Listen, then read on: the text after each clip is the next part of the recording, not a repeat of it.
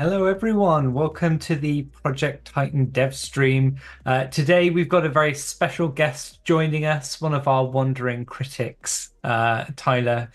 Today, we are going to be having a bit of a wander around the Titan game map, offering some critique. We have already put in requests for people to post their stuff so that we can take a look at it. So we're going to be taking a nice long stream, giving people feedback on their work. Before we dive in, a big thank you to our partners, AWS, who are covering all of the hosting costs so that we can deliver this project across the entire planet, which is absolutely insane. And of course, Perforce as well, who are providing licenses for Perforce so that we can actually do correct version control on this and avert any major disasters that may happen on the project. So, as always, big thank you to both of those. We are going to be doing a quick fly around the world, celebrating a few awesome areas before we dive in. So we have, if we switch to my screen, you'll be able to see some of the amazing stuff that's being created in Titan. Again, one of the nice things about doing these live streams is that we get to share all of the awesome stuff that's being done by the artists in this space. So first, we've got a few little kind of temple areas that have been created. So this one over here is particularly nice. Some really nice, kind of like building designs that have come in, and kind of this nice kind of like decorative areas in the middle. Nice use of foliage.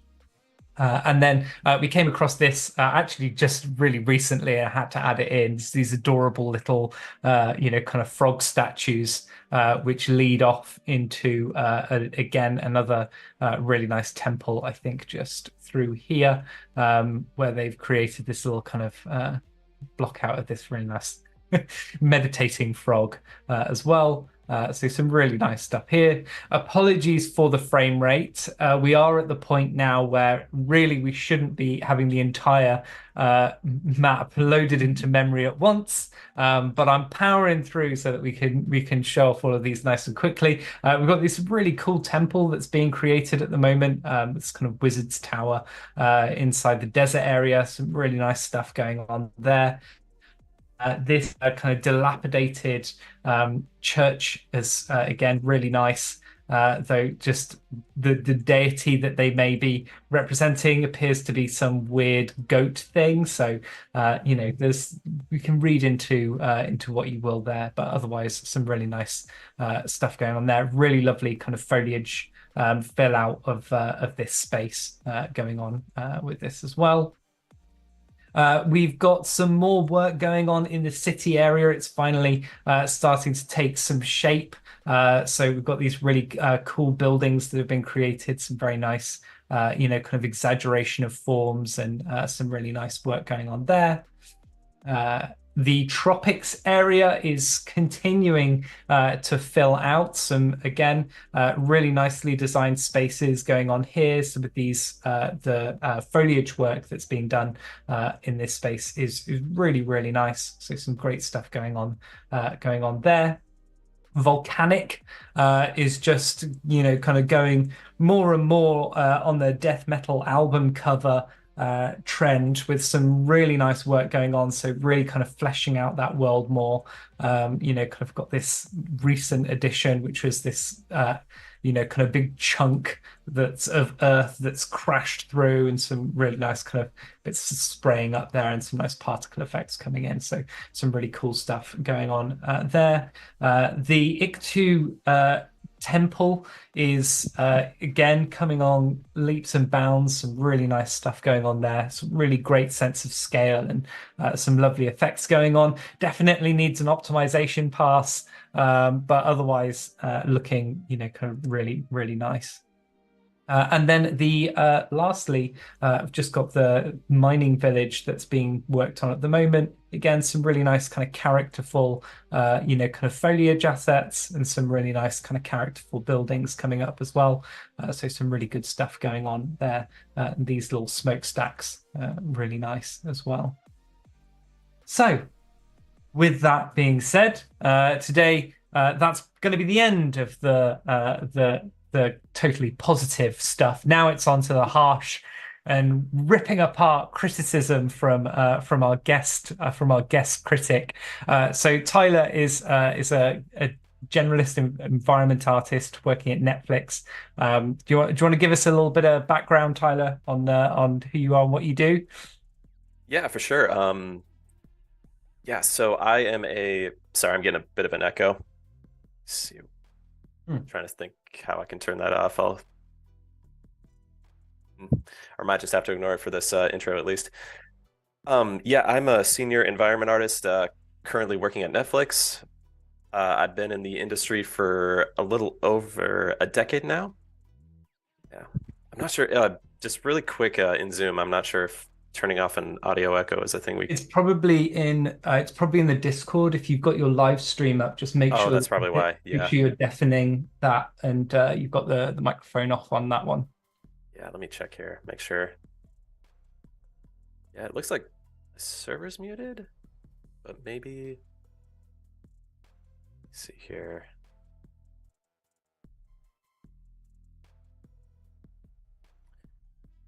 Sorry, give me 1 second. I'm just trying to. Sure thing. Yeah. Yeah, because it says my mic's muted in here.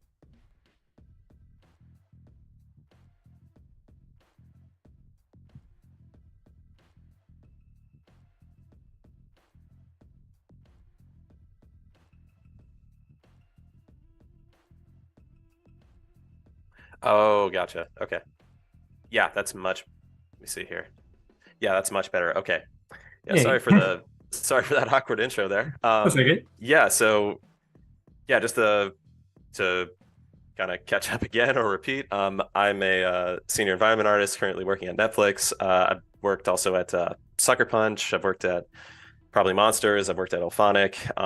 So I've been working on the environment and just kind of being both an environment artist and a generalist artist and illustrator for a little over a decade now. So yeah, absolutely love what I do. And yeah, let's get to the brutal, harsh critiquing. Way to, thanks for setting me up in that way. But yeah, if you can see, as far as the stream, just to make sure, like, yeah, I'm looking at this spot right here that I loaded up in the map, and Mhm. yeah, let's get into it. So sorry to disappoint. I think this looks really fantastic in a way. I think some elements of the shape design, the all the intricate loving care put into the balance of intricate shapes and architecture functionality. Looking into these, I mean, it's a very nice setup of sort of these assets into this sort of a hot air balloon colony that's being set up here. That's what I'll say about just the quality of these. The catch to this, I would say, is that it is kind of missing the trajectory of the stylization aesthetic that Project Titan is going for. So just looking at particularly these props right here, again, I can see a lot of care and intricacy has been made to, putting the grit and grime into this, looking at all the wear and tear of, obviously this looks like it went through Substance Designer and got a lot of, great hours put into it and time and consideration. So in order to transfer that into, okay, this needs to have the stylized aesthetic look to it, I would say the two things that could be done right off the bat is to dial back on the roughness and specularity. That's kind of the big thing that separates is that, hey, in stylization, usually what is driving that is more the color and not the specularity, or sorry, the local color and the actual form rather than how wet or shiny is this surface. So taking that out is the first step. And then the next step is just seeing the values that are composed of lots of small textural patterns. Like an example I'm looking for here is like the grime around, these areas where the ropes are going against the canvas and meeting up with this rim piece here. Just turning this into a single gradient rather than a collection of like noisy textures, if that makes sense. So like essentially the super quick and dirty version of this is you just put the paint dubs filter or the blur filter on this texture. And then of course another factor would be understanding the ratio of form and This tertiary form is probably too fine. Again, for realistic, PBR asset, it's very nice. It is a very nice asset there, but you would just have to dial it back or take out some of those details there. And by doing that, I think we can get this back on the trajectory of like, hey, this is both very pleasing to look at aesthetically, and also is meeting that stylization aesthetic. Knew that was a bit of a monologue there, but yeah, let me know. Yeah, how that's kind of the first thing that I'm seeing here with just looking at this village. Yeah, I'd agree. I think definitely the level of details, maybe just not necessarily level of detail, but like kind of level of realism is maybe starting to eke a little bit too close to proper realism. Also on the kind of on the technical side as well, like if you look at the balloon material, you can see that it's got kind of like a fabric, like a fabric texture and a fabric normal to it. A lot of the times when I see that, people are, they're actually bringing that into the base material.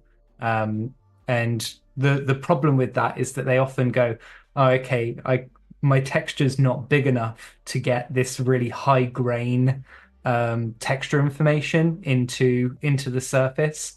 So they end up just scaling the texture up so that they can get this really tiny tiling, Yeah. kind of pattern into it. And I think so. So one for this art style, it probably doesn't need it. You can probably just get away with just an indication of fabric. Kind of just put some cues in a few different areas to kind of give it that indication.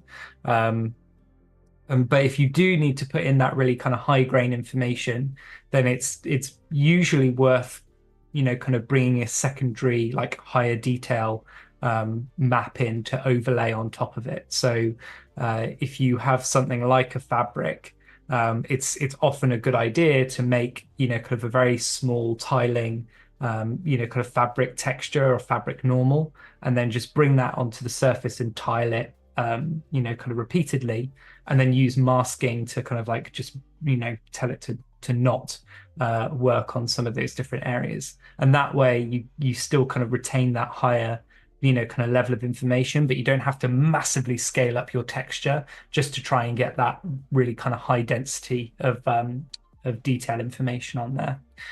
So that technique is built into the parent material base that we've provided. So there's a detail normal option that you can use on that. So it's worth kind of experimenting, and that also includes a mask as well. So you can also mask it with that. Yeah, that's super important. I think, yeah, with environment art and with the way like game art is made nowadays, it's super important with, yeah, just knowing that most of our assets that we make, especially in the natural elements, like I immediately think about like rocks and boulders and things like that. Um, they're usually going to be scaled up to something the size of a building or the size of even like a city block. And uh, yeah, it's very important to keep in that mindset of just like, look, if you're going to have a one-to-one texture map of some sort, taking any kind of like fine detail into that texture is probably not going to be viable with any kind of shippable game. So understanding, yeah, the masking game of just like, hey, this every bit of like actual fine detail that exists in this prop is probably going to have to go through a masking pipeline, either by vertex color or by one-to-one just simple black and white masks that indicate, this is where the moss is going to go, this is where, a certain type of tiling normal rock texture is going to go. This is where, things like grime and grit and stuff like that will probably have to go via. And what's nice about that is that if you channel, like in that parent material, if you channel a just simple subtract tiling black and white mask into it, that texture, you don't have to kind of be nervous hoping that the textile density holds up, or the resolution of the texture holds up. It can be a very soft gradient, and the tiling normal mask will take care of the rest and take care of that resolution problem that you're having. So yeah, very, very important to keep in mind when building in large scale, especially for like large open worlds like this.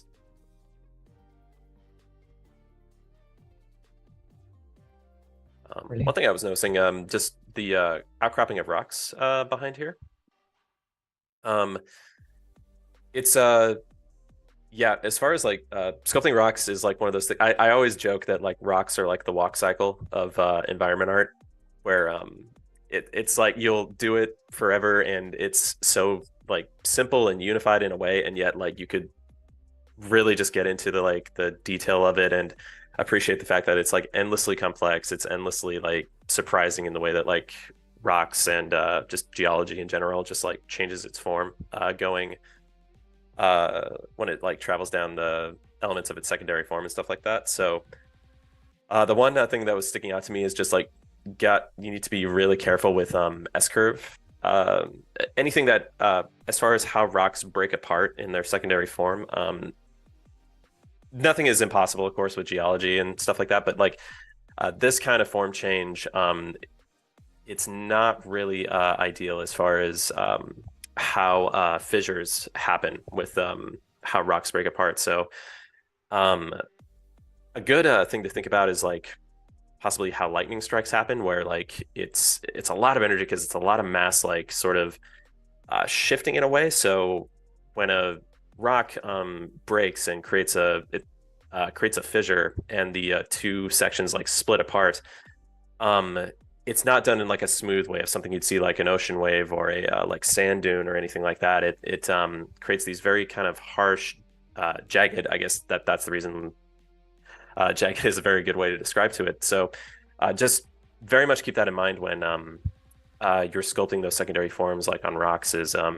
very try to avoid those smooth S curves, those smooth C curves. And go in with either the trim dynamic, or what is it, the trim smooth border, or the H polish, and make sure that's broken up to avoid those kind of forms, I would say. Mm. Tyler, now that you mentioned the rocks, what about stratification especially in the rock color as sediment accumulates, right? Mm-hmm. Maybe Yeah. that is something that. Yeah, that is definitely a good way to do it. And in order to unify all that, I would say you could either do this, you'd probably have to do this feeding a world space or a world space gradient or a world space texture into the world. What's really nice about that is as you populate the rocks around your space, they will all perfectly line up with the sediment stripes that are going across the world. So that would just be world position. You can mask, I think, either the R or the red or green channel. And then you can just tile a texture that has a bunch of different stripes to it, or different value changes to it. And so what's really nice about that is you don't have to worry at all about like, okay, are these lining up perfectly? Will these snap together perfectly? It's a really great way to get that like nice stratification without having to worry. Essentially, the world coordinate space takes care of it for you, so it's a really nice feature. Yeah, I mean, using that for lots of different things is really useful as well, right? So if you use it not just for creating like the stratification on the surface, but also for normal detail and things like that, like any kind of world aligned kind of texturing that you're doing on the surface is going to create a nice blend between all of the different assets that you've got that use that same material. So if you're going in and you're making sure that you line those two things up, then you'll get a nice kind of smooth connection between all of those different things. Yeah, it's really wonderful too for like rocks that are down by the ocean or stuff like that. Like Mm. yeah, it's a really great effortless way to be like, okay, like if you have rocks that are at the seaside or going down into the water, you'll get that really nice sort of diffuse color change. And you can also, of course, channel wetness or roughness into that. So and then you can add another value so you don't have like weird like roughness like reflection going on underneath the water, which is super important. That's another thing, is you want that very, very kind of controlled element of like that's the thing I've always run into when stretching rocks below like the ocean shader is, yeah, you got to make sure you turn roughness and specularity off once it goes under the water. Super important. There's another area that I think is close by to the one that we're in at the moment, which we've had some requests for feedback for. It's the small castle that's poking up. If you go just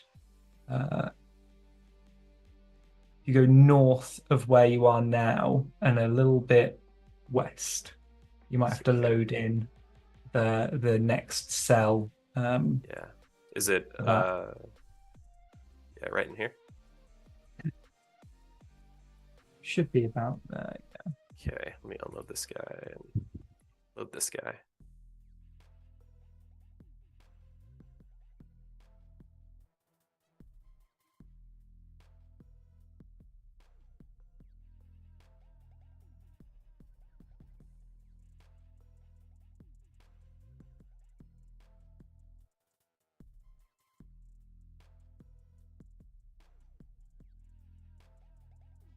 It's always a shame when you get to the point in the project where you can't load the entire map into memory anymore.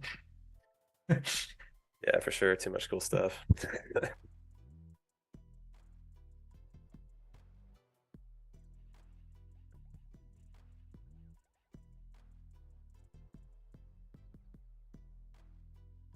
would be region. I think it's still loading, so We can switch to my screen. I've got it. yeah, yeah, yeah. Just so we're not. So Nice. we have Okay. Yeah. this, kind of lower area over here, which has this really large, kind of foliage element in the middle. And then above it, we have the castle, which is kind of like poking out at the top. With lots of kind of foliage elements on top there. Yeah. Yeah. Yeah, I'd say with this and for stylized work, and I think what is always super important is when it comes to the local color is really understanding how you can put gradients into the local color by both using what we were just talking about, which is the and also using the RVT texture, the runtime virtual texture, or the real-time virtual texture with the landscape. I've been seeing that when I go around the world, and that is really fantastic to see. It's a very quick, effortless way to get stuff to look like it's merged into the ground, which is wonderful. So using that, using both a coordinate and world space, and then also a really important thing is, I think, using multiple UV channels to help get an element of multiple gradients that can go into what your asset is doing. An example that I'm seeing right here is the archways that you're seeing on the second tier. You would have a bunch of, in a realistic sense, yes, you would have a bunch of kind of soot and just wear and tear collecting at the bottom of that. Now, hypothetically, if you have a tiling texture that is on this brick, and you need to have a UV channel that's like covering that one tiling texture that is the brick, you would then probably want to do where you just create UV channel number 2. And it's the thing that's really nice about this workflow is like you just literally like point the camera at the static mesh and just project from view.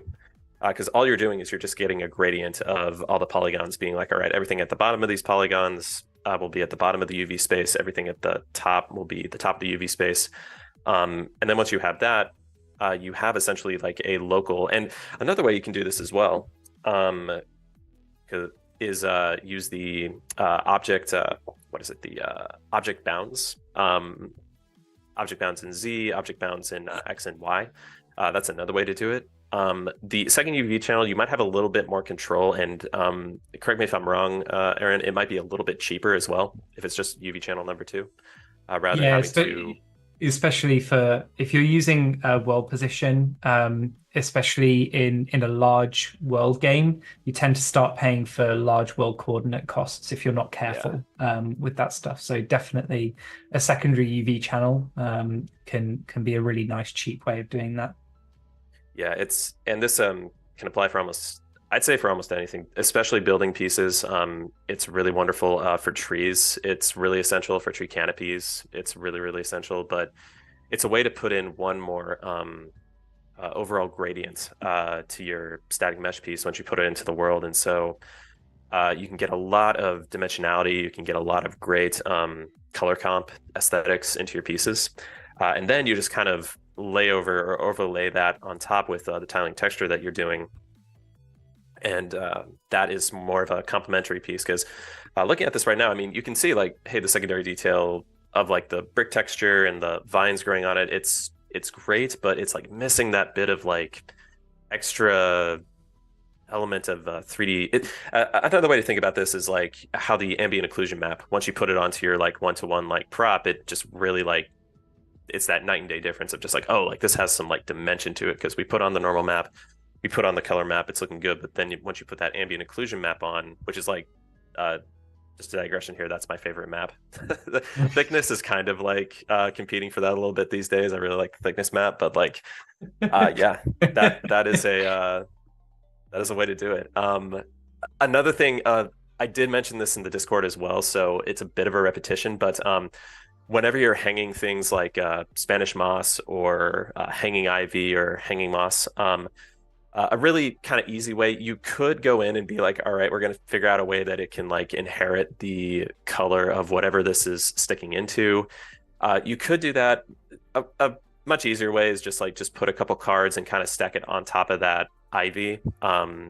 So just if you put a couple small like individual leaf cards to sort of stack and taper off, it's a better way to get this ivy to connect with the stone it's going into. And you could, so I would say just like a little bit more set dressing to have, so like some vines and leaves are going up and kind of making this look like it sticks a little bit better to the wall. Same with the vines, the hanging vines as well. It's a lot easier than just like, all right, how are we gonna figure out how, you know, this thing is sort of fusing to the wall, inheriting the color of the surface underneath it. And the you know, kind of the decals are already being used on this anyway. So some decals underneath that kind of just start to bring in that color for the moss would also really help it as well. The one big thing that, so if this gets me every time, it's scale of stairs. I don't know, have you got this map loaded in yet? Let me see. Yeah, I've been looking at the stream. Let me look and hope that it's loaded up for me now. I just hope I loaded the right section here. Here we go. Let's take a look. Let me see. Might be over there. Let me check. The other thing I might be a little nervous about is if I play and run up the stairs. I remember the last time I did that, I crashed the editor. So yeah, so you don't do it. I'll do it. Okay, yeah. Let me go back and I just want to make sure you've got the project open. Yeah. To back up. Okay, yeah.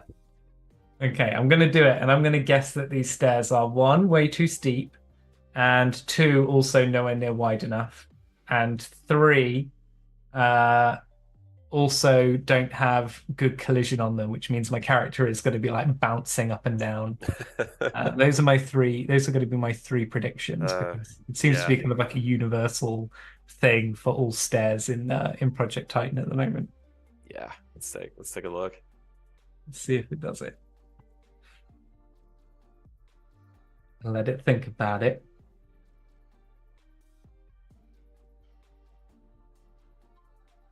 I'm in. We've got one of our characters in. Also, incidentally, we do have quite a lot of characters starting to come in now. So we've got added to the character customization screen. So you can see we come to our stair here. I would say our step height is a little it's a little mean. You're kind of coming up to, if I get on one step there, the next step is basically like up to the knee on the character for that. And then it is a very steep climb. So you can see, like, once you get to the inner curve of that curved staircase, it is really, really tight. Also, character is bouncing. I don't know if you can see it on the stream. That's very, very steep.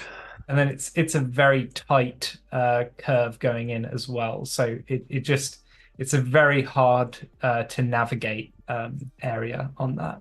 Mm-hmm. One of the good tests I always think is a good way to do it is get to the top of the stairs and then just run off the edge. And if your character just like flies straight off, that's a pretty good indicator that you're okay. Yeah, you need to have a bit of a rethink on that.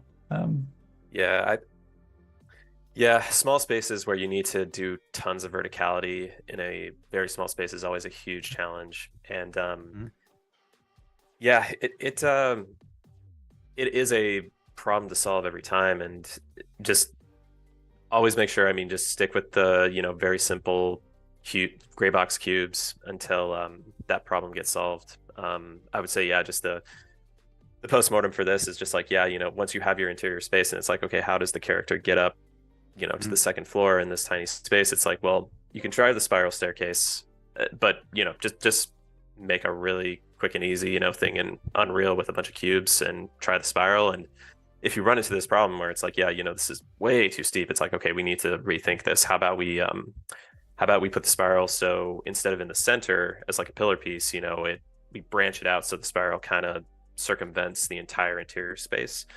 Maybe it can, and sometimes you need to just kind of adjust where it's like, maybe this can't be a spiral. Maybe it has to be like, a couple flights that, go up a certain angle and then you turn and go up. What do you call that? It's not a spiral. It's just like, right angle turns that just sort of go up the border of the interior of the space there. It might have to be that. And I'm kind of thinking more of the designer mindset than the environment art mindset, but that's just as, if not more important for when you're shipping a game. Yeah, I think as well, like to on the positive side, I think that the actual outside of the staircase, I think the scale is actually pretty good. There's some proportional issues like this railing is quite big, and it's also very thin, and kind of little minor stuff like that. But actually, the actual play space itself, like this area, has got like a nice wide set to it, so I can kind of very easily navigate around. The interior at the bottom, there's a lot of space again for me to get around still, which is quite good. Yeah. They've been really, yeah, they've used this, they've sculpted a lot of this as well. You can tell it's quite good. Yeah. About the proportion, for the stairs, I think that the fact that you have some props inside the tower. I saw that there was a table and chair in one of the corners, right? If you put them side by side with your stairs, you're gonna notice immediately that yeah, there is definitely a proportion issue there, and probably needs to be addressed in some way, right? I mean, if your step size is larger than what you would expect to be the seat height for a chair, then yeah, you need to make some adjustments. Yeah, for sure. Yeah, it's great piece of real estate though. You can see like everything when you get out on the balcony. It's really cool. Yeah, collision's a little bit janky.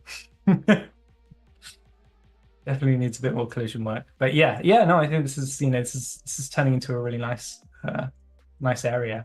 It's fun to explore. Yeah. The thing I would say too is that the stonework, it's like 70% there. Obviously the sculpting work that was done to the stone, and then the edge work that was done in Substance Painter, it's very good.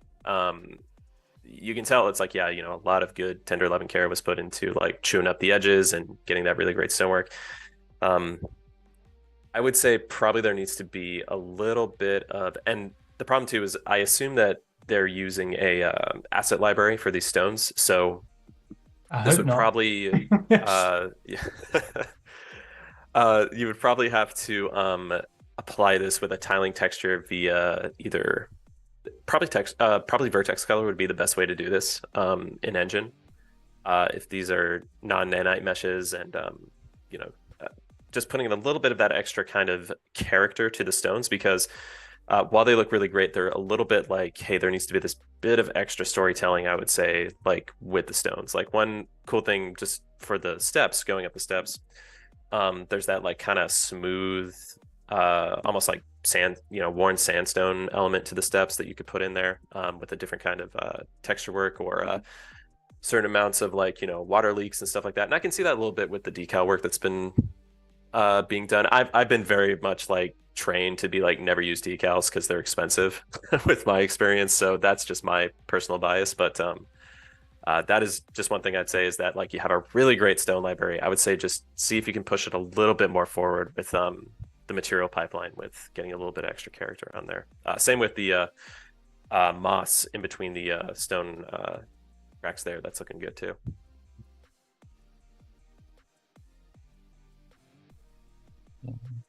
Also, one last thing, because these textures keep on looking a bit blurry. I think might need to switch over to virtual texture on these. Generally, anything over, kind of 1024, you probably want to switch over. These are 4096. So very, very, that's a very, very large texture. Ooh, yeah. For that stuff there. So one, it probably doesn't need to be 4K for what you've got here. There's not a lot of textural resolution in here that is really warranting that higher, kind of texture resolution. Also, one of the things that always bugs me about stonework is when they have stones that are very clearly like overlapping in like in quite a gamey way. Like it really says like you've taken this stone mesh and you've just jammed it on top of another mesh, and it's like consider the interaction between those two materials. They wouldn't just overlap and fuse perfectly, right? They would, if they, like if someone was making this wall, they would have to chip away a bit of that rock to make it like sit in there and line up properly, or they would have to have some thicker mortar around the edges where they're trying to, kind of like make it fit. So don't just overlap the geometry on top and then bake it out, because it's going to end up with a result that just looks a bit weird.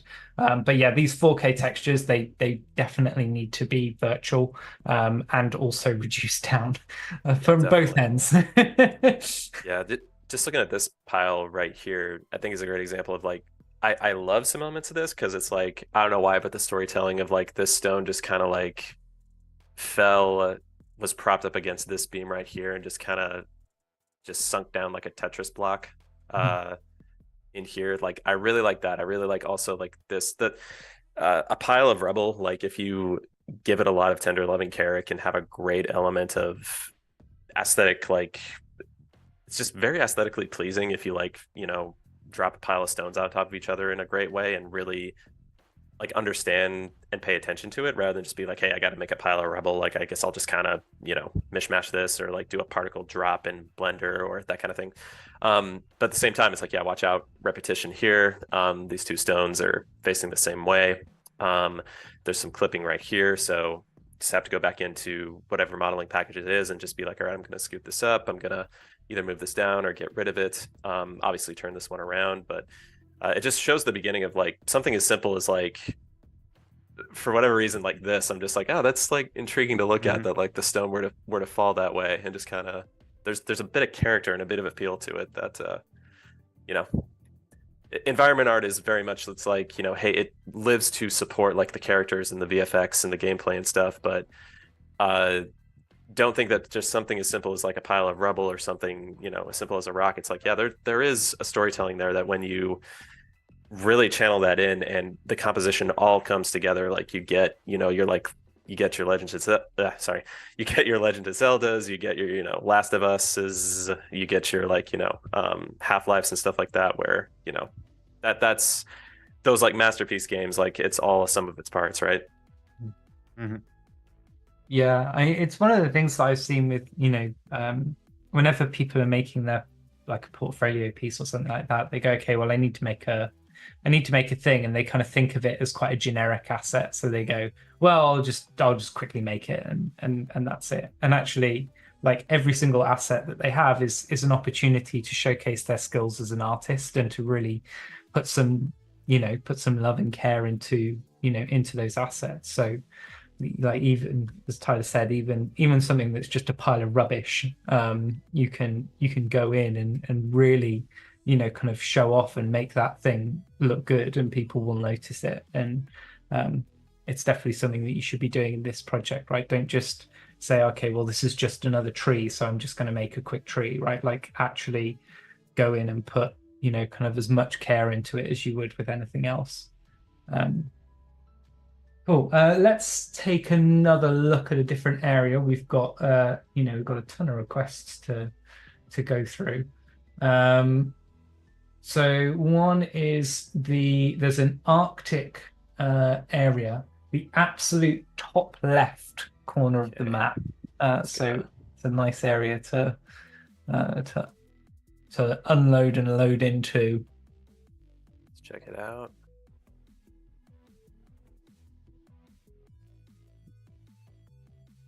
Fly over.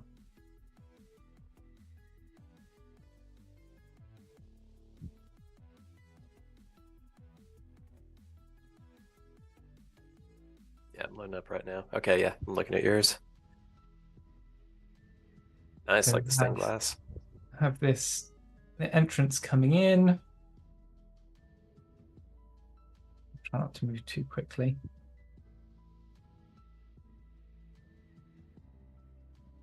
And then a very large wall. So one thing I would say about that tree placement in the space before the castle, Mhm.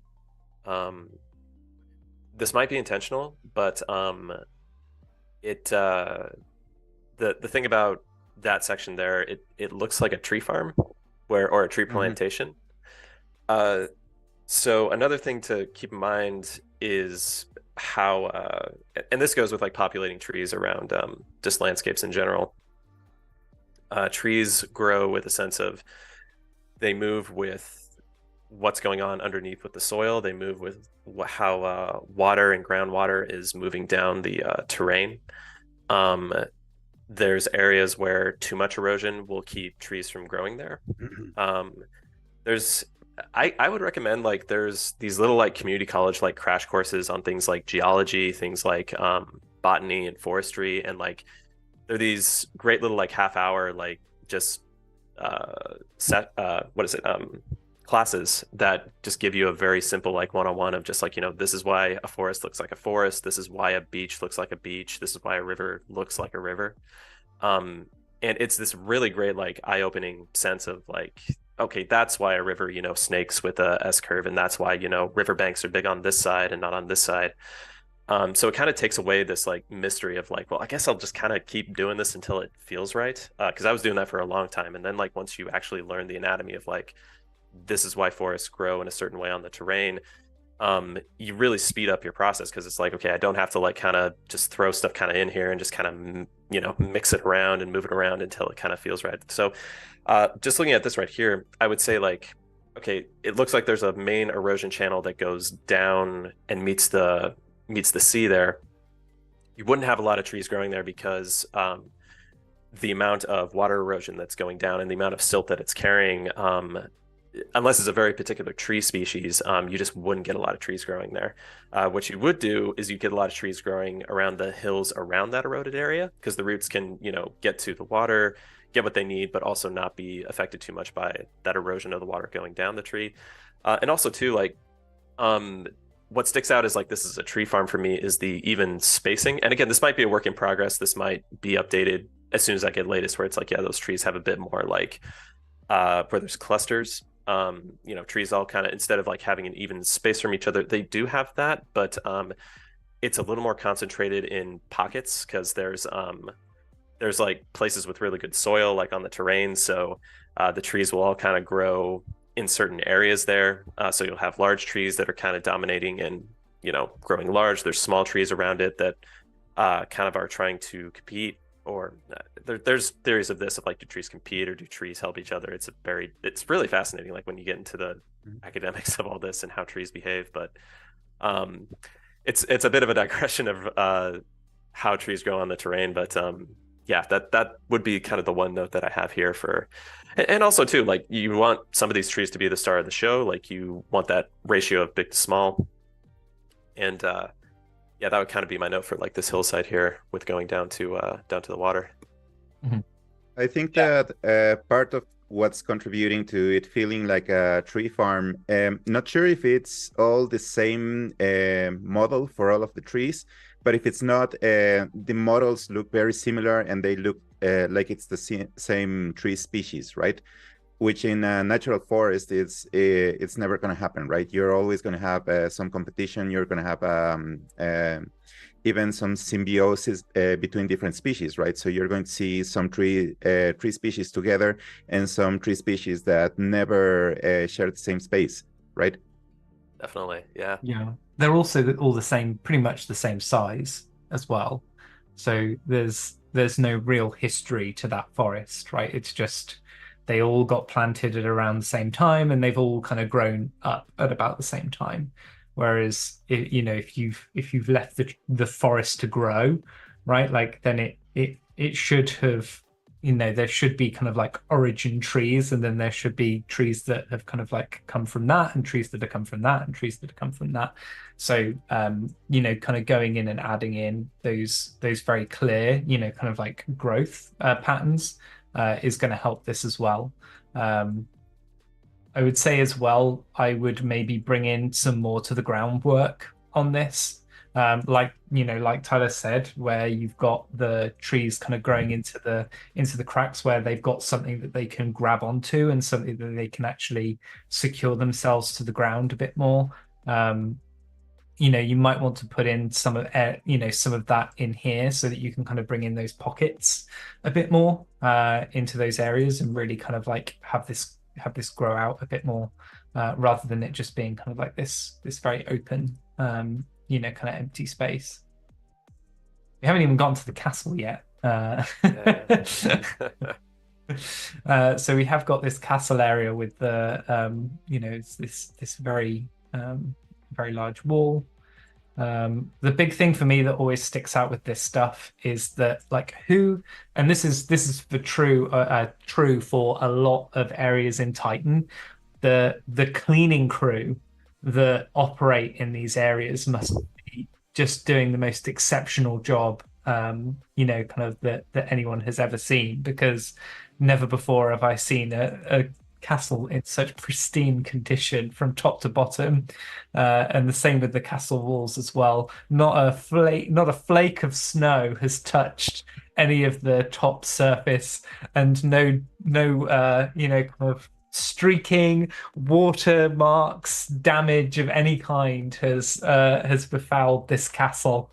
That's probably going to be my main one. I don't know, Tyler, if you've got anything else you want Yeah, to. no, it's very impressive. I I think it goes back to like the previous castle of like gradients.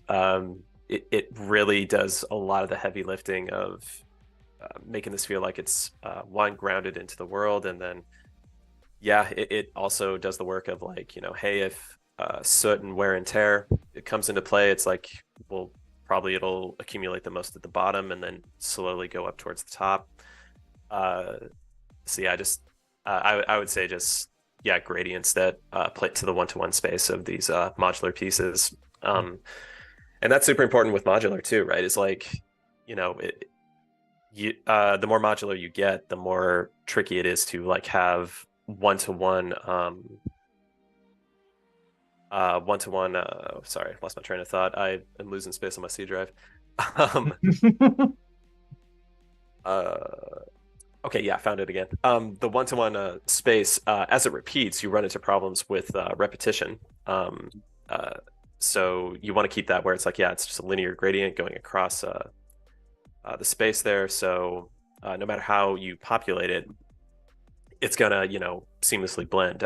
So that's always a very important thing. And yeah, I when it comes to a bunch of repeating modular pieces, vertex painting, that's a way that we've definitely done it, where it's like if you want unique elements of grunge and wear and tear, decals and vertex painting is definitely the way to go, I would say. And then of course too, you have Z up facing normals. That's another way to do it. But that'll be kind of universal. So that's really great, of course, for snow or top cover moss or sand if you're in a desert, things like that. And that you definitely want to channel a subtraction tiling texture for that, because the one thing that I think can hurt an asset too is if it's just a soft gradient that falls off.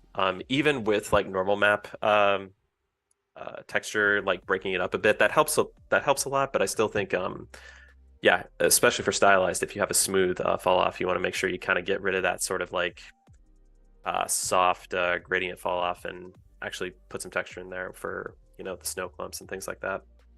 Mixing and matching that stuff Yeah. is really helpful as well, right? Like if you've got a vertex normal aligned surface. It means that you can always put stuff on the top of a thing. But then if you mix that in with like a, vertex color mask that's got some ambient occlusion baked into it or cavity or things like that, then you can use those two things in tandem to generate some really unique kind of geometry. And then if you mix in like a noise mask or something like that on top of that, then you can get even more variation in there as well. So it's definitely worth kind of getting those in. I suspect we are going to get some snow because I think I saw on this side we have got like some modeled snow mesh, which is where I think they've it looks like they've used Interesting. some of the Yeah. geometry scripting functionality to generate some of that.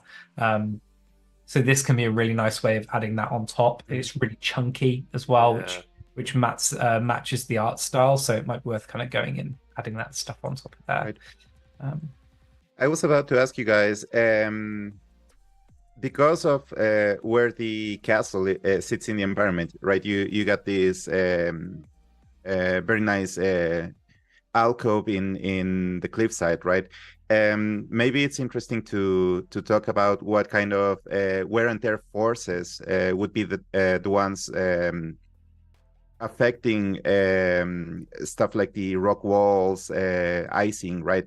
Because you're going to have wind direction, you're going to have even the sun that is going to apply over some surfaces instead of others, right? And those kinds of things can actually guide where you want to add wear and tear to the outside surfaces, right? yeah. Yeah, that's a really good point because it's like you say add wear and tear. It's like, well, what is that? Can you be a bit more specific? Definitely.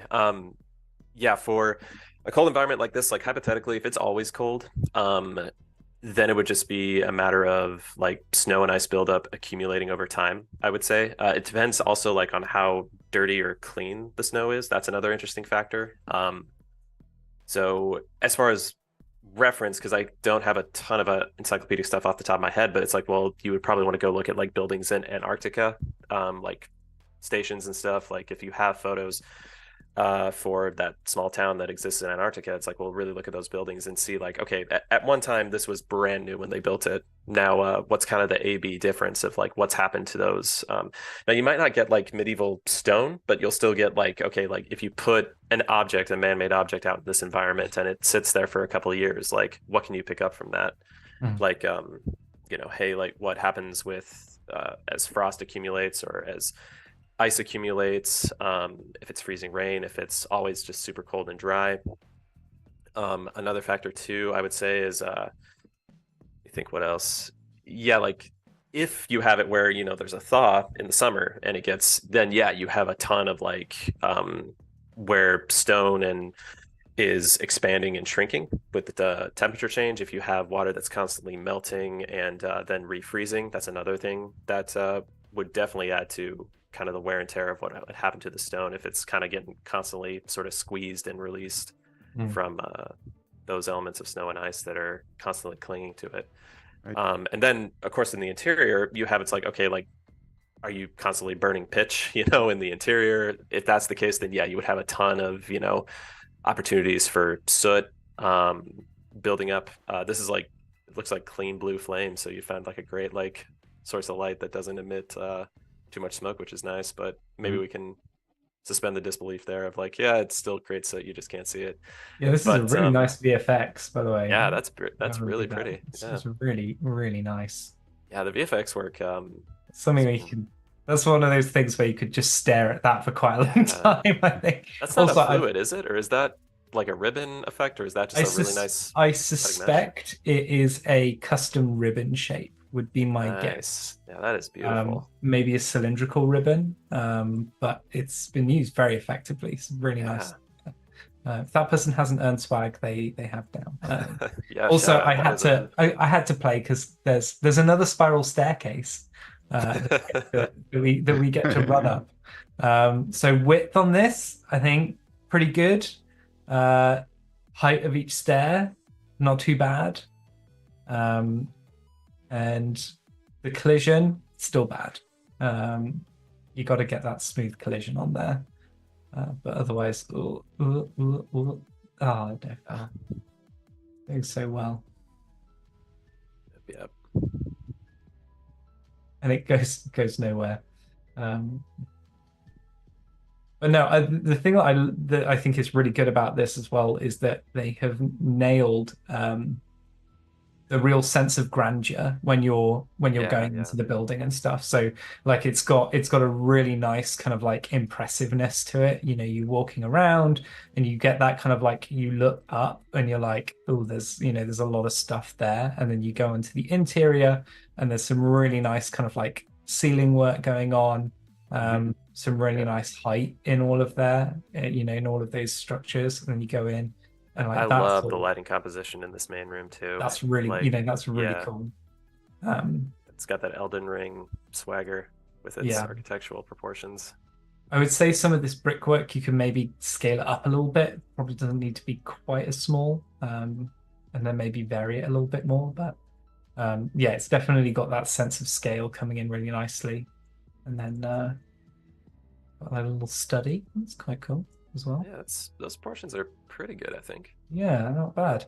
Little tiny bit big, but that's not necessarily a bad thing. Like if this is super stylized.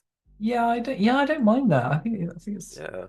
And the attention to the props is very, yeah, there's a lot of charm. And I think like small props, honestly, when they hold like the art station, those challenges, Mhm. the props are the ones I look forward to the most. Like, cause I feel like Yeah, that has the most like just fun to it, you know? Like, don't get me wrong, I love a good environment. I love like good characters, stuff like that. But like the real-time props, like I feel like they're super underappreciated with like how charming and how fun they are to like look at and experience like in games. yeah, you can flex hard on a single asset Yeah. and make something really nice. The only thing I would say about this is that running round like that, Mm, I expect to be able to run between these two things. I can't quite because the collision's just a little bit too much. I can in some areas, so it might be worth just spacing these out just a little bit more, just so I can, you're always going to be able to kind of clear that area. yeah, I would say looking at the wood grain on the tables too, there is one thing to keep in mind when you set up an entire environment.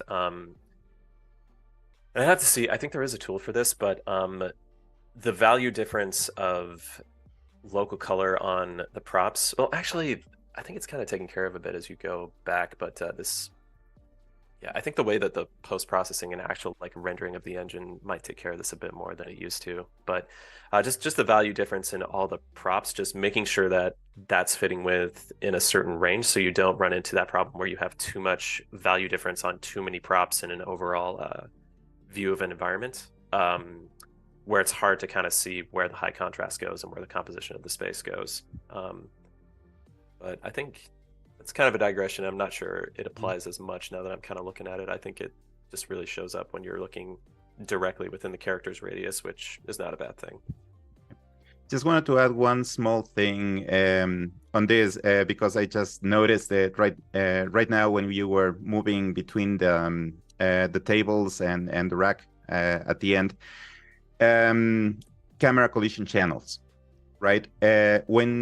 Especially when you have these types of objects that have a lot of space you can see through, probably a good idea to just go into the meshes, custom collision channels, and disabling camera collision so that your camera doesn't get occluded by it and goes into the character, right? So in those cases, yeah, you may end up clipping some of your geometry, but it's probably going to feel better than if the camera suddenly goes in into the character. When it's like stuff like these Yep. scales that it looks like it's clearly colliding against, and you're like, Yeah, yeah, why is why? I yeah. think the scales would Like be you, okay. yeah. Like just Um, think if you had combat like third person like melee in there, that would not be good. Yeah, yeah, like especially if you have combat. unless you've got like physics enabled on these assets and you're able to like send them flying and knock them about, which please don't add because then we'll have to optimize it so that works. But like if unless you've got like the ability to kind of physically interact with that stuff, then anything really small, just make sure you don't have collision on it. It's again one of the really common themes we're seeing with the project is that people are leaving or enabling collision on lots and lots of really small elements. And then not actually having collision on some of the really big stuff that really needs it because you know you need to be able to traverse it. So I know this is an art jam, but the art jam is for you know making a playable open world project. So you do need to be thinking about collision. It's a really important part of it. And just to shout out to that bookshelf that had all the potions on it, that looked really gorgeous. It was lovely, wasn't it? Yeah, Yeah, that was all of the really little nice to bottles look and at. stuff in there. Yeah, Really nice. well, and the flowers too. Like you run into a bit of like you're probably gonna have to optimize that for poly count, but like and like but also too, I think like turning shadows off and stuff like that. There's a million ways to do it, but yeah, just super fun to look at this. It's just so cool. You So know what I really love is that they didn't put make these translucent. yeah, yeah, you don't need to, right? Like I think that's a great No. example too, is like I see so many examples of like I need to make a jar or something. It's like, oh, I gotta go into the like the transparent material and stuff. It's like, Yeah. yeah, no, there's so many ways to get that aesthetic like punch of what you want without having to just go down the rabbit hole of crazy weird material stuff with refraction and transparency. I mean, even like the little like cork bottles have a bit of like sculpting to them where they have that like character. It's just so great. Like, Yeah. you know, everything Yeah, just has a wonderful touch. the balance of like no, like noise and frequency of information is really nicely done as well. Like I love these little you know these little pock marks almost on the Yeah, surface where you know it's kind of like it looks almost like they've kind of like fished it out of the water at some point. Like you know, it's just a really nice addition, but it's not too much, right? They've just got like the subtle nods and indications to it without going yeah. too far. One Um, thing that's brilliant too is the they I think they've sculpted the normal map so that the specular highlight looks like a paint stroke, hmm. which I think is a brilliant touch of yeah, it and I don't know if they're doing something else with the map, but I feel like yeah, if you just get the normal map in a certain way that when the specular highlight hits the bottle, it isn't that perfect, you know, sphere Yeah, that perfect circle. It's like a almost looks like you went in with a small paint stroke and just kind of put we're that gonna thing have on to there. we're gonna Yeah, have to check it. We're gonna have to check it. It's a really nice thing. I've seen it from you can kind of I don't know if it would work for this, um but for this project, but you know, you can kind of go in and you can bake out your world normal and then basically just do like a paint over where you kind of like just you go in and you just like smudge over your world normal map to create brush strokes and you get a really nice effect out at the end of that's that. super cool. Um, oh, they've gone and ruined it by making it all one asset. Yeah, Uh, it's yeah. I mean, the texture pack doesn't look. Yeah, that's pretty good texture pack. that looks fine. Like again, Yeah, like so one of the things to just keep in mind with this stuff is that you know, if you've got assets that are sharing a texture, that's fine as long as that those things are very likely to be spawned together, right? So you need to think about how textures get loaded into memory. So if you've got, you know, like let's say that you've got something in the volcanic region, and then you've got another thing that's in like you know, the Arctic region, right? Two very different areas, and you're very likely only ever going to get one of the asset that you've textured in that thing in. When you've imported that asset in, or you know, that thing gets loaded into memory, and that texture gets loaded into memory, you're paying for the cost of the whole texture, right? Even if you're only using a small subsection of it in that particular instance. So with this, you know, it's fine because one, all of the bottles are in as a single mesh anyway, which isn't ideal because actually you probably would want to be able to reuse those bottles in lots of different areas. But it's not as much of a problem in that instance. But obviously, if you start bringing in assets that you bring together, but they don't necessarily get spawned in together, you will start ending up with quite a lot of, you know, kind of memory wastage on that stuff. So it's really important when you're, you know, when you're sharing texture space with other assets, that you're making sure that those other assets have a very, very high probability of being, kind of spawned in together, so that you're not wasting that texture data. Otherwise, split it off. And yeah, so with these assets, it's well worth, I think, going in and stripping these out. You can build this up as a collection inside a level instance, or even make a PCG that kind of spawns them randomly in different places, so you can reuse this shelf and have a different collection of assets each time you're using it. There's lots of different ways of kind of like creating that variation. Yeah. One small nitpick to the twine that's holding the upside down flowers. I think you just gotta rotate and scoot that. Well, let's see. Oh, that's actually a metal hook, so never mind. I thought that was twine too, so I guess that. Yeah, never mind. Yeah, I think they're okay. It's like, yeah. It's always hard as well. Like when you've got an asset like this, it's really hard to not go in and start nitpicking at like a really small level. Like I always end up doing that, where I'm like, oh, that thing is that, and then you realize that a game, like a game resolution, that you're going to be so far away from it that it really doesn't matter. So yeah, no, this is fine. But yeah, I would split this content out just so that you've got a little bit more options to reuse this stuff. These bottles are lovely. So kind of they have a lot of use, not just in this area, but in lots of other spaces as well. So you may have already done it, but yeah, it's worth doing.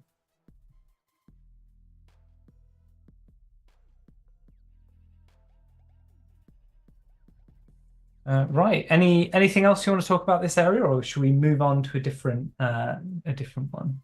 I'm good if you want to. Just wanted to make one quick shout out. If you go outside on the front where the wall was, just keep going and go to the right side. Okay. By the left of the towers, just next to the wall. So you see that there's this rock outcropping over there. Go a little bit left. Sorry, it's hard to direct over there. I can probably share my screen. Yeah, share your screen. Sure. Give me 1 second because I need to set Discord up. While you do that, I will answer a quick question that we've had come through. Thing. So Nanite meshes do not support unique vertex paint, and we've been highly encouraged to use Nanite for all meshes. What is a Nanite friendly way of breaking up your textures? So I'll answer the first bit of that. I'm sure Tyler will have some more to say on it as well. But so while Nanite doesn't support per instance vertex painting, it does support kind of bringing in vertex color information on the source asset. So what I would say is that you can use kind of that vertex color information to great effect to paint down kind of base grunge masks or base dirt, ambient occlusion, curvature, that kind of thing into the surface, and then use other methods to create that variation, verticality, such as using world position or using the pivot point as a base point and that kind of thing. Tyler, one thing to add to that, that is a problem where you can't go in and mesh paint dynamically. So hypothetically, if you have like 5 walls set up, and even if you have vertex painting, it's like, well, you're going to run into the same problem where you have the same texture repeating.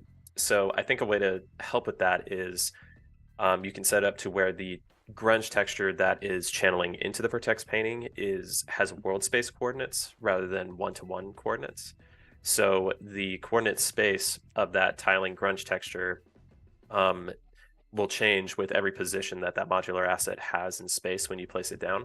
That's one way to combat it. So even though the vertex color is repeating and can't be modified within the engine, the actual like grunge that's showing up, you won't get a direct repetition. And for certain ways you could do that, you could scale it at a certain way where you have a larger scale texture that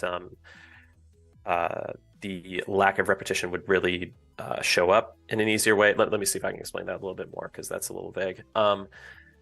So something like water damage, like streaks coming down, you could set up a like tiling texture for water dripping grunge and stuff like that, but have it at a scale that would cover maybe 2/3 of the wall or something like that.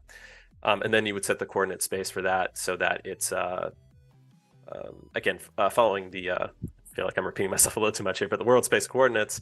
And then once you place down each modular asset, it'll grab onto that vertex color, but it'll be a different texture coordinate space that's being channeled into it. That's one way to combat it. And then I think decals are probably the other way. It's just, I think it's less about like not being like, oh, don't use decals, but just be very smart about decals, like knowing it's like, hey, like have a decal that can cover a good sense of space. And also you can set that decal up to have world coordinate space as well. So rather than having like 20 instances where you like scoot the tiling, grunge texture on the decal, again and again, you could just have it where even like the actor position in world space can determine the coordinates for that tiling grunge texture.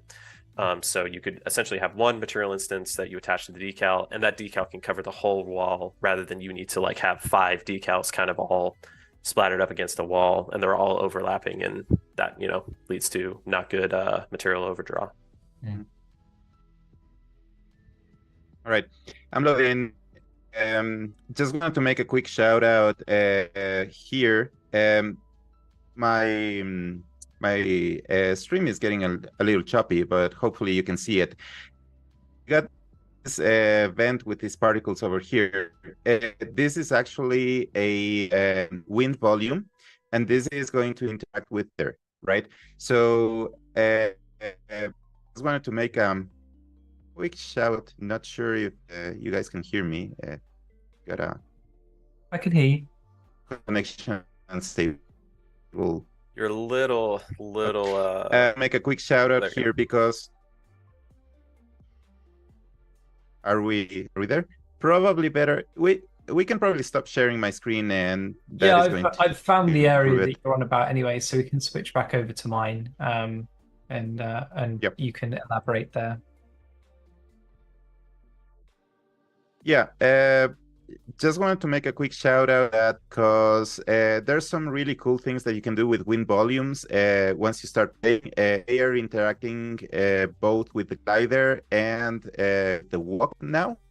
So you can push things around. And in this case, it's really obvious that the intention here is to basically just provide a way to glide up to this outcrop on the side.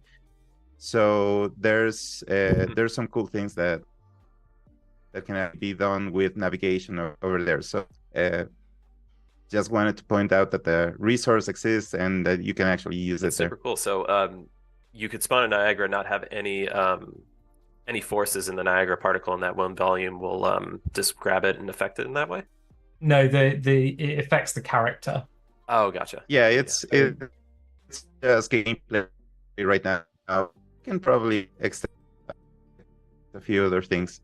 Not sure if it's doable within the next few weeks, but it might be something interesting too as a feature. Oh, right. Should we let's pick another area, shall we? Yeah. Any ones that you want to jump on, Tyler, or should we pick the one that I'm curious about?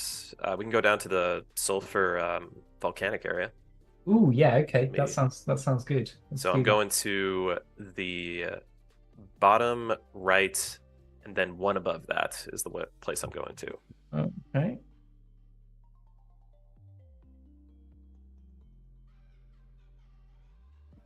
Sulfur region. Yeah. So if you want to keep to your stream, because I'm doing the old like I go there, I load, and then I gotta wait a bit. So yeah, the sulfur region. Yeah. We've got a few areas. We've got this kind of space still being worked on. I love this asset, by the way. Oh, hell yeah. That's This is really so, nice. oh my God. And it's even stirring itself. That is so cool with the storytelling. It's got some really good If I characters. saw that in a game, I'd remember that for like years Yeah. and years. Shout out. That is so cool. Yeah. And one other thing I'm really loving about this as well is that they've got I think these planks, Yeah, beautiful planks. I think they originated from here. I'm not 100% sure, so please correct me in chat if I'm wrong. I think these planks and these blocks, they are used everywhere in the world, and they work really, really nicely. Yeah, those are Um, gorgeous. so some really nice stuff done there. They've not been afraid to actually go in and model in those extra areas and just really give it a bit of that, kind of Yeah, nice yeah. chunk to it. So Yeah, some these really are very nice. Like, very nice balance. I think again, like if you're doing any woodwork in the world, it's definitely worth either using these because again, like this is a collaborative project. All the assets that are in the project are available for anyone else to use inside, kind of inside the project. So, either use them or use them as an aesthetic benchmark for where you want to get to with your pieces.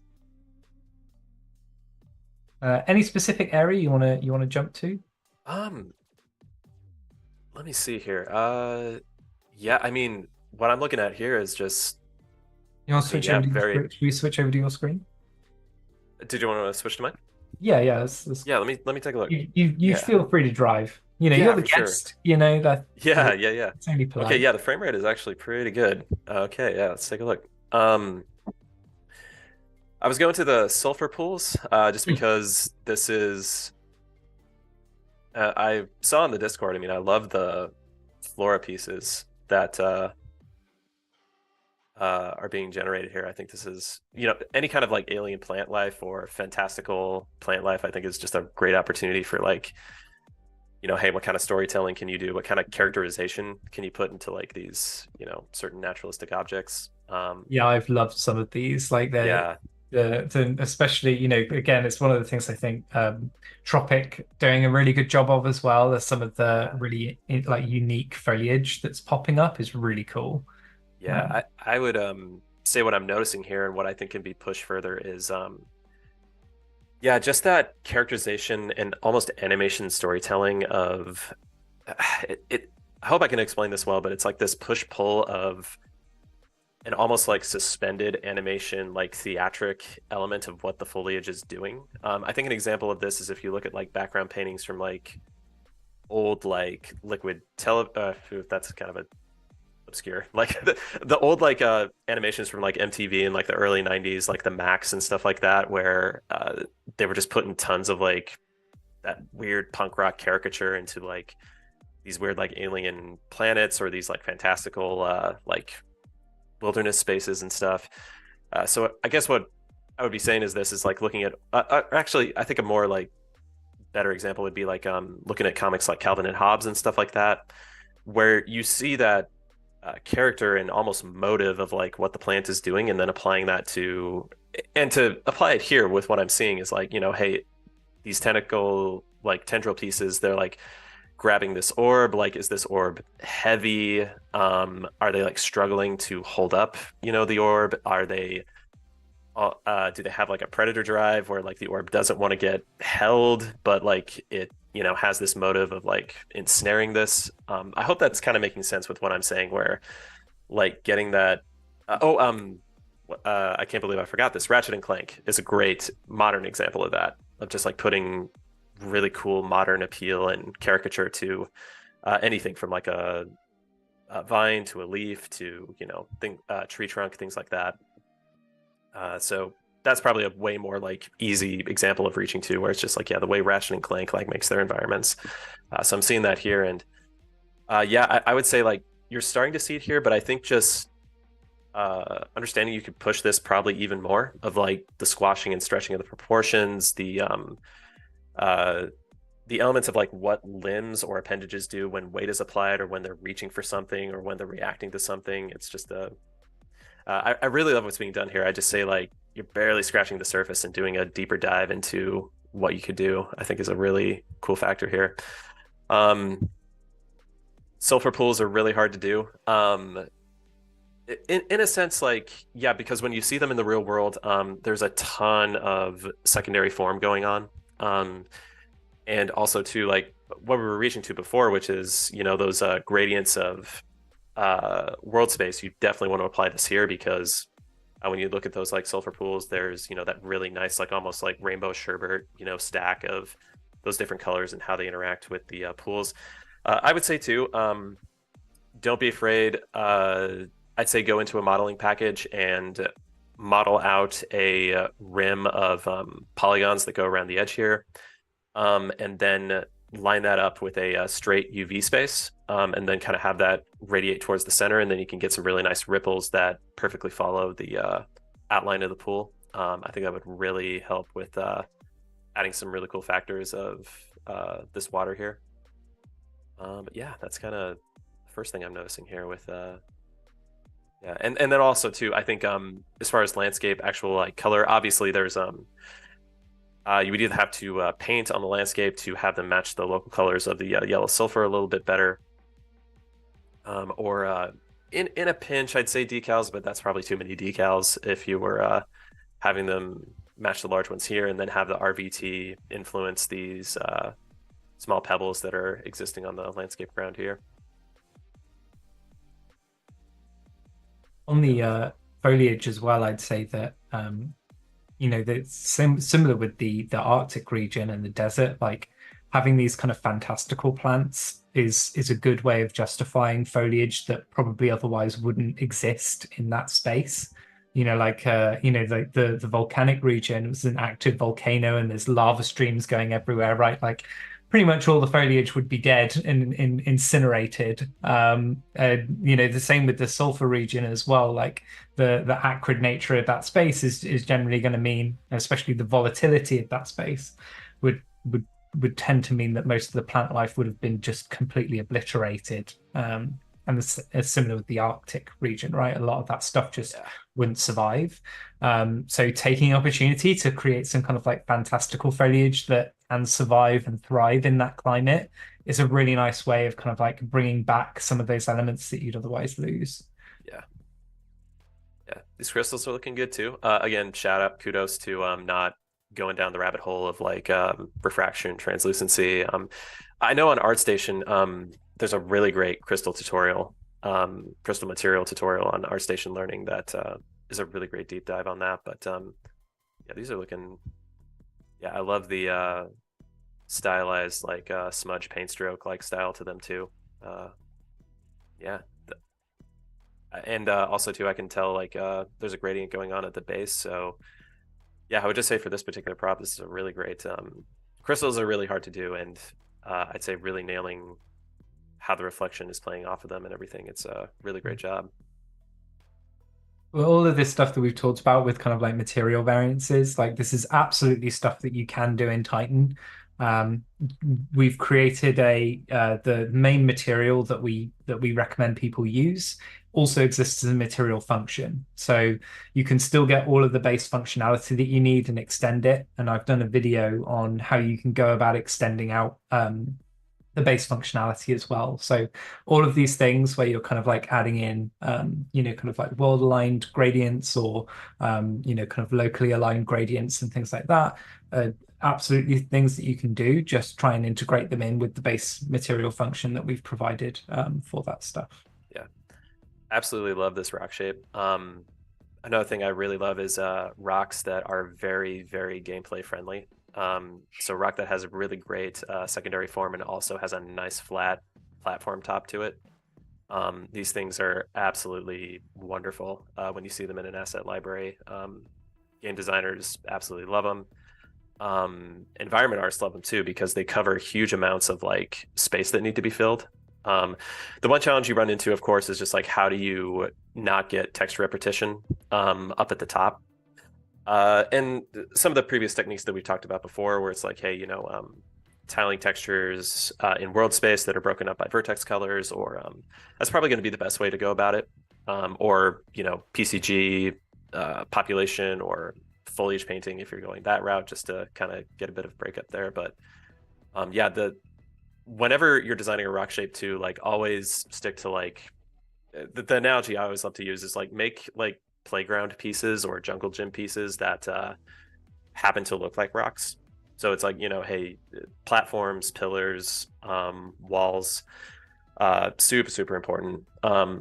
Like this piece right here, I mean, still like really great secondary form, but with the way that this is set up, it's like it's nice to look at, but as far as and it works as like a piece of cover or something to obscure, the view of the player. But if you have like a third person platformer, like this is going to be the way you placed it, it's actually not too bad because you can run up a ramp this way and jump off. But if hypothetically you were trying to like navigate through here, I mean, this obviously is just like, oh man, I can just jump up there, I can swing across, and that's going to be great. Versus here, it's like, well, I either got to go around this, or maybe if I like sort of frantically like smash the space bar, and maybe I can like sort of shimmy my way up here. But that's usually not desired when it comes to gameplay navigation.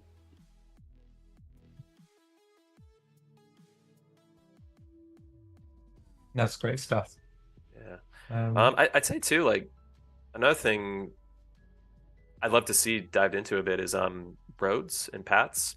That'd probably be the next step, I'd say. Like if we're doing the next if I hypothetically, it's like, all right, we're going to do the next thing for the town. It's like, all right, let's put some like actual trails down here, and see how the sand dunes interact with them. That's another thing too, is like, maintaining roads, especially in a place with deserts with lots of sand and stuff like that. There's a lot of storytelling elements there of, where the desert has swept, sand dunes over the road, where people are constantly clearing the road, roads that are less traveled versus roads that get a lot of traffic. That's another factor that can play into it too, if there's a next step here. Yeah. And also I think the landscape material, we still haven't had a lot of people tackling landscape materials on stuff. I think I put in a couple of base example ones for people to use as a starting off point. But I think going in and building like 3 or 4 different sulfur materials that have some different texture to them and kind of have some nice variation in would really help kind of break up the space.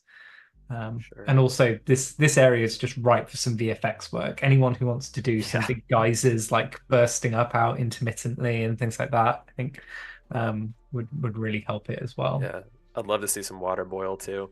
That is little bubbles coming up. Yeah, like that is always super fun to see if you can contain like, and you would just have to do like, okay, small sprites that are parallel to the surface of the water and just having them sort of fade out as they bubble up. Yeah, that'd be a great addition to have. Yeah. We switch over my screen for a second. Yeah. There's a really cool area over here I want to have a quick look at. So I think this was one of the regions that were posted. So one of the things that I'm really loving is, again, kind of some of these areas are taken from, I think, the desert region, and then they've just switched the materials out. So this is really smart way of working, right? You reuse the assets that are already available in the project, and then just apply a slightly different material to it to give yourself a different look. With some of these materials as well, I think they're just basically getting a standard stone material, and then they use the RVT on top. That can work really nicely if the RVT underneath is actually what you need it to be. But it might also be worth just mixing it with whichever main landscape material you want to use on top of that. So the way that the landscape's designed is that each of the layers sits as a standalone material function, and that's ideally should be in world space. And the reason why that makes it really handy is because you can just take individual landscape layers and then just inject them into whichever material you're working on. So it's a really nice way of working. And it kind of gives you a lot of kind of contextual location. There's some really nice stuff going on here, though, with sort of the fabrics that are being placed, kind of reuse of content going on here, and then just some nice kind of verticality as well on some of those. There's a really nice asset in here as well. I just want to go and have a quick look at, which is this bell. that unfortunately is housed in a very tight container. I don't think you'd actually be able to ring it, um, given given how fixed it is. But some really nice detail on there. Might be worth having a look at that. Let me see if I can find that space on my end. Yeah. Where it's living. Or let me just check your stream, see if It's region oh yeah, 6.5. that's nice. Yeah. Yeah. Dude, yeah, those scales are beautiful on the base there. Like, Let's see if I can find that. Again, like this is a really nice blend of kind of like this is a detailed asset, but it's not noisy. It's still st very stylized. It's a really good demonstration of still working to the art style while also, kind of like showing off, kind of the, really nice kind of sculptural information. yeah.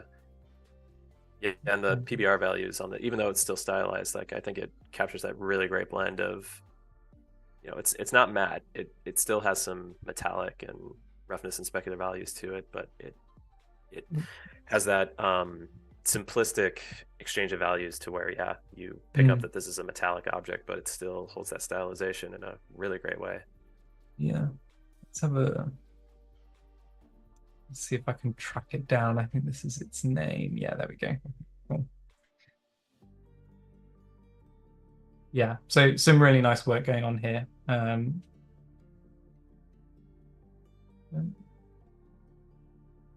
Loses it a tiny bit on. Man. Yeah, those snake faces are. I like them. I think they're super Yeah, charming. okay. Yeah, okay. Well, then we're at we're at the point where it's just artistic choice. I think they're a little bit harsh, but I think no, otherwise this is, it's a really good asset generally. Really nice work on here. Again, using the master material that we provided on that stuff.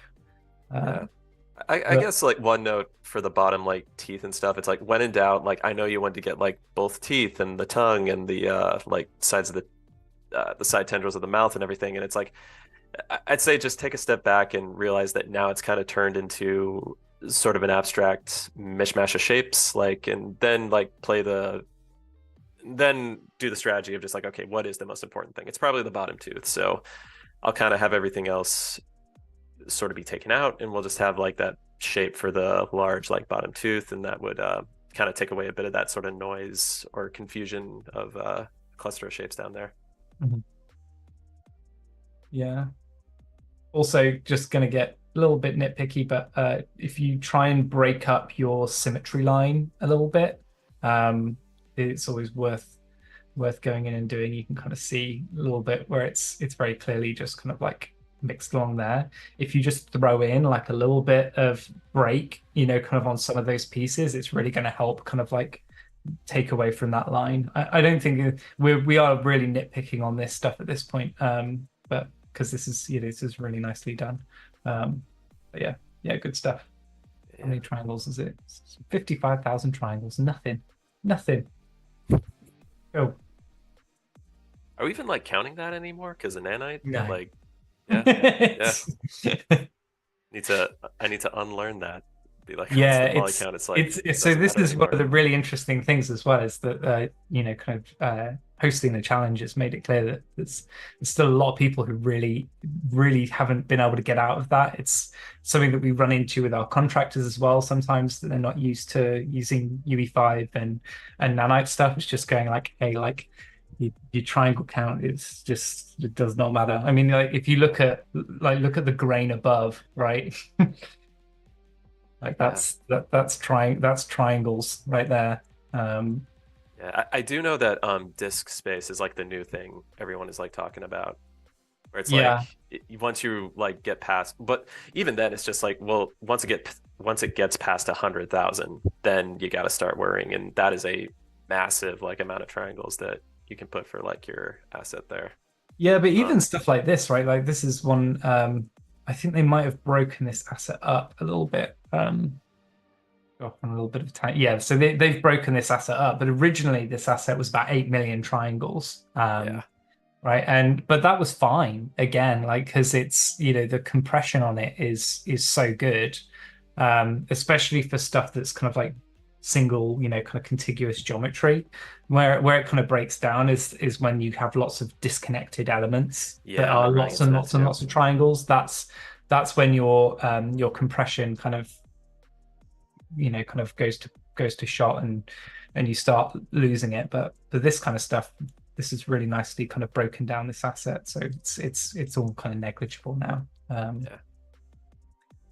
But yeah, Okay, cool. it's a hard lesson to unlearn. It took me a while to be like, it really doesn't matter anymore. I need to stop Yeah. worrying about it.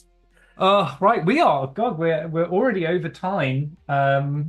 These sessions always seem to fly by so quickly.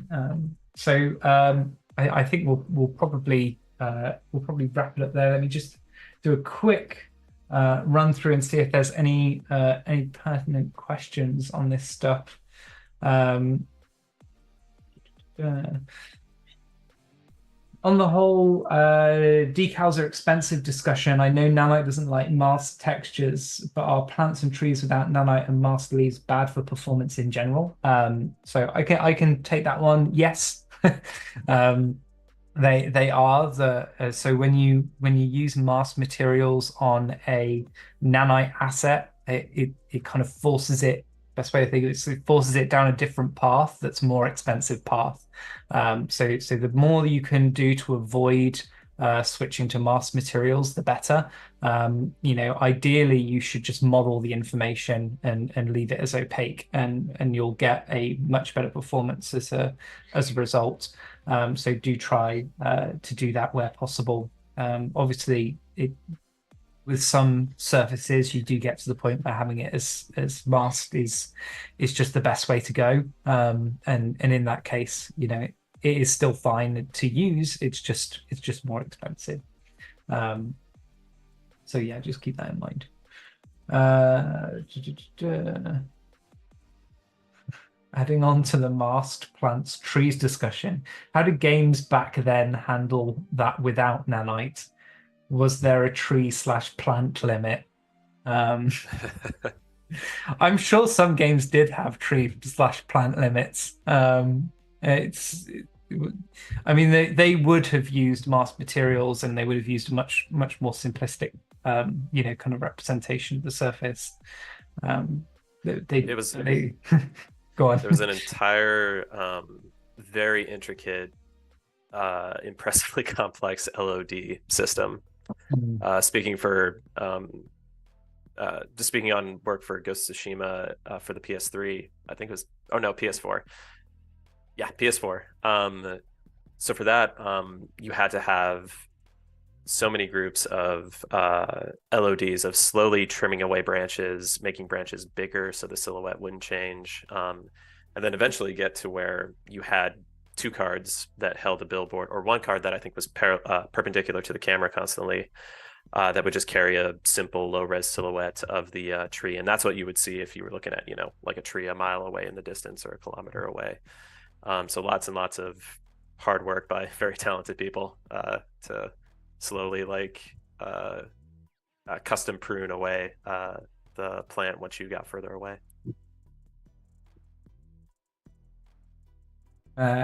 Question, Aaron, what the heck is in your PC that you can run this so smoothly?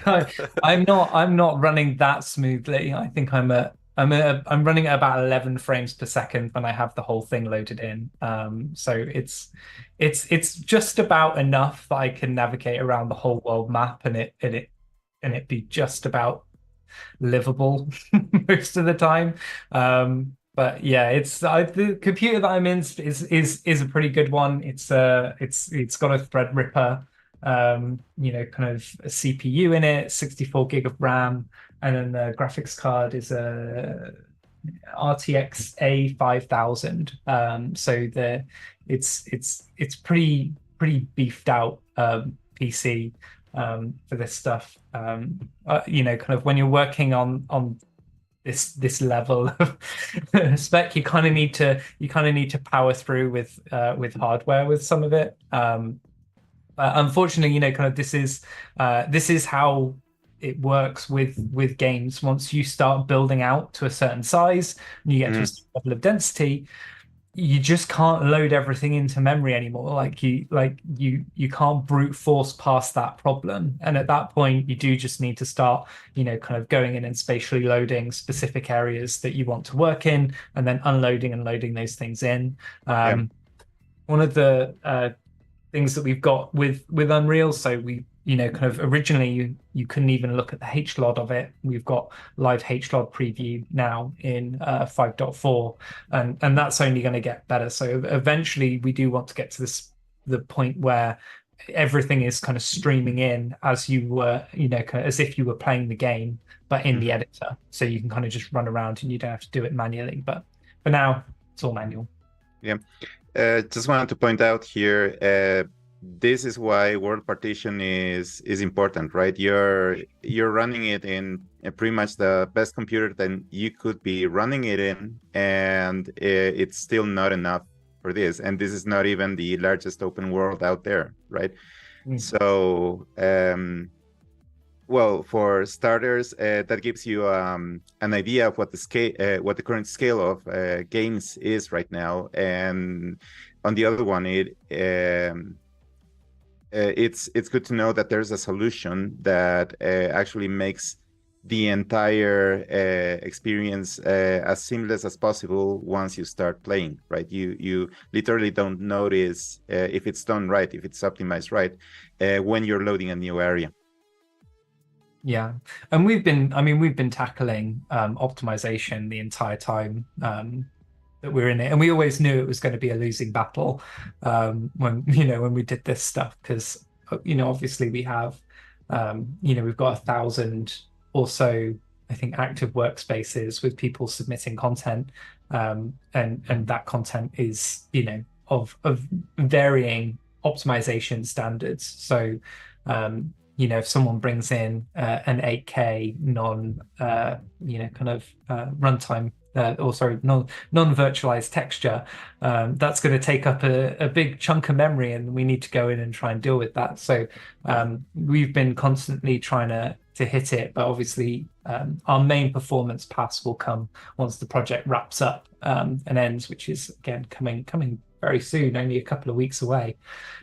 So anyway, I'll end it there and let our guest go. It's been on long enough. And oh no, yeah, it's been fantastic. Yeah, it's been brilliant having you on. Thank you so much for joining, and we'll have you in the Discord for a while longer. Got Sure. 3 weeks left to go. So please do post in the art feedback request, and hopefully someone will spot it and give it time. Do be patient with this stuff. There's only 3 wandering critics wandering around, and they only have so much time to give. So rely on the other artists that are in the project as well to get feedback and iterate on your work. That's pretty much it for the stream. We'll be back on next week with some more exploration of Project Titan. For now, that's everything from me. Tyler, thank you very much for joining again. Seb, thanks for joining as well, and all of the people hidden away in the background making this live stream work so well. Thank you as well. Yeah, thanks a lot. See you all next week. Thanks everyone. Take care. Bye.